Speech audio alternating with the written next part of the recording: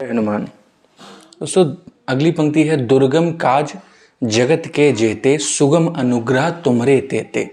अब दुर्गम काज मतलब कठिन से कठिन कार्य, काज मतलब कार्य, जगत जगत मतलब संसार, के जेते संसार के सभी लोग जो हैं, बाकी सभी लोग, उन सभी के जो कार्य हैं, कठिन से कठिन कार्य, सुगम अनुग्रह तुम्हरे तेते। सुगम मतलब बहुत साधारण, अनुग्रह मतलब प्रार्थना पूजा, सुगम अनुग्रह तुम्हरे तेते। आपकी हनुमान जी महाराज आपकी बहुत सरल और साधारण पूजा और प्रार्थना से संसार के जो भी कठिन से कठिन कार्य हैं वो बहुत आसान होकर पूरे हो जाते हैं आपकी कृपा मात्र से। अब कृपा होती कैसे है कि हम जब भी हनुमान जी महाराज को जब पूजते हैं, पूजा करते हैं, तो इसमें हमें बहुत बड़ा कुछ अनुष्ठान नहीं करना है। हनुमान जी महाराज हमारी एक धूप बत्ती अगर हमारे पास है उसमें भी प्रसन्न होते हैं, एक बाती है उसमें भी प्रसन्न होते हैं, तेल का घी का दिया जो भी है सब में प्रसन्न होते हैं।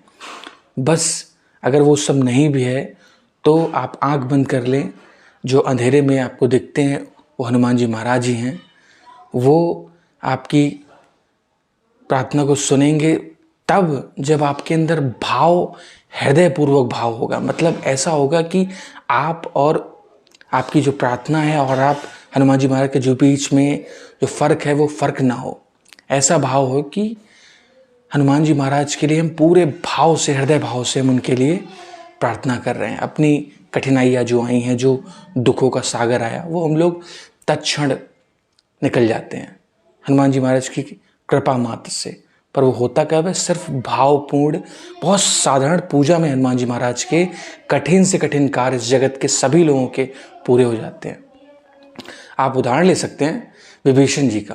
विभीषण जी जब हनुमान जी महाराज जब लंका गए, वहाँ पर देखा कि जब सीता मैया को ढूंढ रहे थे तो उस बीच में उनको विभीषण जी से उनकी मुलाकात हुई। विभीषण जी ने अपने बारे में, अपनी कठिनाइयों के बारे में बताया कि मैं यहाँ पर रह रहा हूँ और रावण का भाई हूँ, राज्य का सदस्य हूँ उसके भाई होने के कारण, पर मेरी कोई बात सुनी नहीं जाती।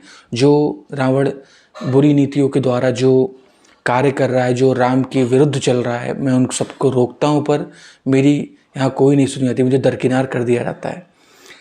तो उनकी इतनी कठिनाइयों को, इतने दुखों को जब हनुमान जी महाराज ने सुना, समझा, चिंतन मनन किया, और तब जब उन्होंने अपना मंत्र दिया उनको कि आप सिर्फ राम जी के शरणागत हो जाएं, राम जी की भक्ति में लग जाएं, उनके चरणों में अपनी प्रीति लगाने का प्रयास करें, सब कुछ हो जाएगा।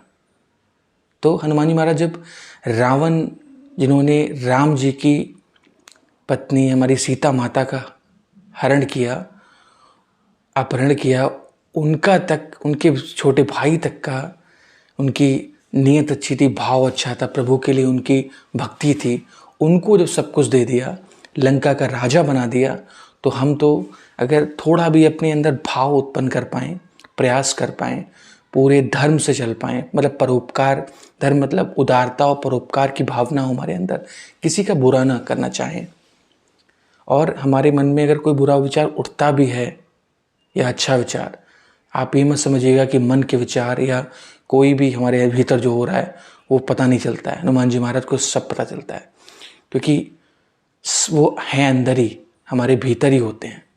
हमें लगता है कि वो बाहर हैं, कहीं इधर हैं उधर हैं, नहीं सुन पाएंगे, अंदर ही हैं। आप एक भी कण मात्र भी अगर बुरा विचार लाएंगे, खबर होती है उनको तुरंत। तो हमें बस अपने भाव को, अपनी पूजा प्रार्थना को बहुत सरल और बहुत साधारण रखना है, दिखावा नहीं करना है, सिर्फ हनुमान जी को प्रेम करना है पूरी श्रद्धा से, पूरे विश्वास से।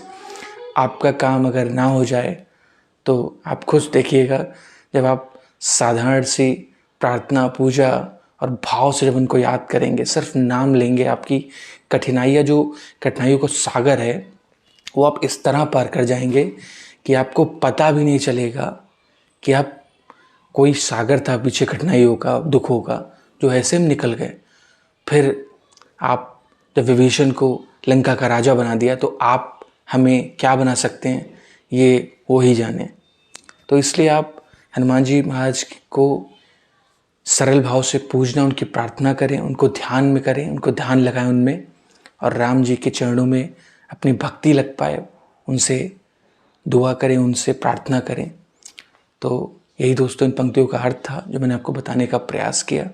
बस भक्ति भाव से, सरल स्वभाव से, धर्म के रास्ते, किसी का बुरा किए बिना उनको ध्यान में लगाना है। एक बार नाम लेना है, आपके सारे कार्य बन जाएंगे। अनुभव है इसलिए कह रहा हूं। तो आप सभी ने हमें सुना, धन्यवाद। राम राम दोस्तों, जय हनुमान।